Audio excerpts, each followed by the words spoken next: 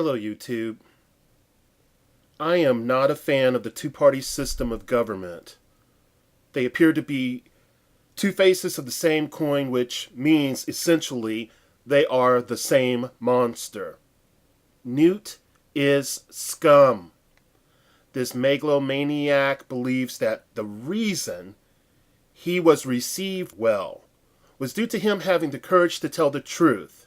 Of course he said all that he did was in the spirit of helping people.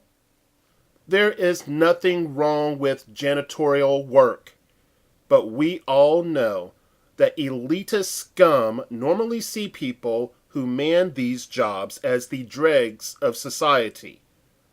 He wants to provide poor children in low-income neighborhoods with janitorial work in local schools.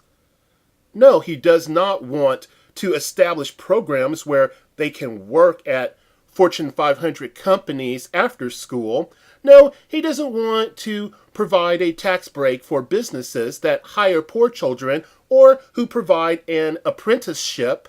He does not speak about encouraging them to empower themselves with the gradual process of acquiring knowledge and the application of said knowledge that will serve their self-interest and the country. Then he attacks blue-collar workers by attempting to set a debate precedent that could resort in physical reality if he was president and appeal to the morally bankrupt attendees of the debate. He said that New York City could hire 30-some kids to work in the school. Yeah, that's right. That New York City could hire 30-some kids to work in the school for the price of one janitor. And those 30 kids would be a lot less likely to drop out. The part, first of all, that's just completely and utterly fucked. But the part about children being less likely to drop out is his opinion, not fact. I hate when these fat cats emphatically make declarations as if no evidence is needed. Like we are too stupid to look at every word with a critical eye. Obviously, it is also the opinion of many Republicans if the ovation is an accurate indicator of popular sentiment.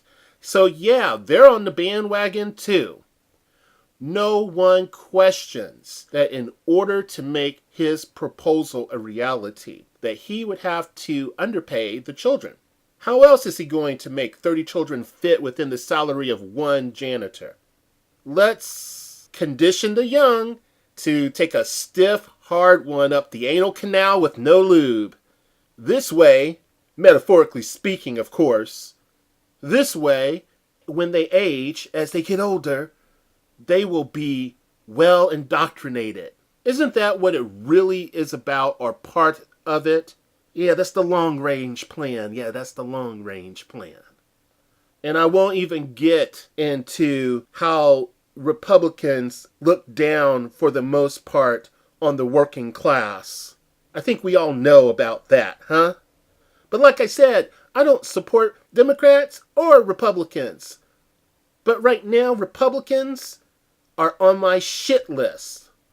Then to add salt to the wound, the mostly white Republican audience booed at Mr. Juan Williams for asking a valid question. If his comments had been intended, basically, to belittle the poor and minorities. The spin that will be presented is that Newt was only funneling the bitter anger fueled by some whites about political correctness, that he was funneling the bitter anger fueled by some whites over crime, black crime, of course, that is plaguing the nation, and the inability for frustrated whites to speak their mind.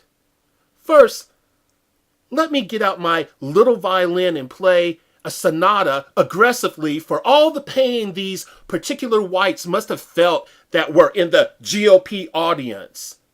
This spin is, of course, meant to provide an out for this prick. You see, for this crowd, the evil ones are the poor minorities. So a little bit of psychological evaluation goes a long way, and he commits to punishing evildoers. Those fucked up poor people and those damn minorities.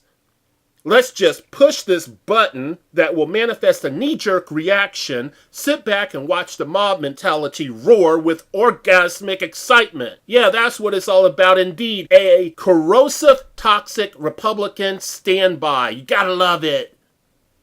Oh, and this pursuit of happiness is code for engorging the pockets of the rich with the labor of the poor. Do you think it is something different? You think it's any more? Wake up, people! Who does he think he is fooling? Also, don't bring to me that necessary policy arguments are being cast in terms of race, because that's fucking bullshit. That is both of these parties going back and forth thinking that they can play us.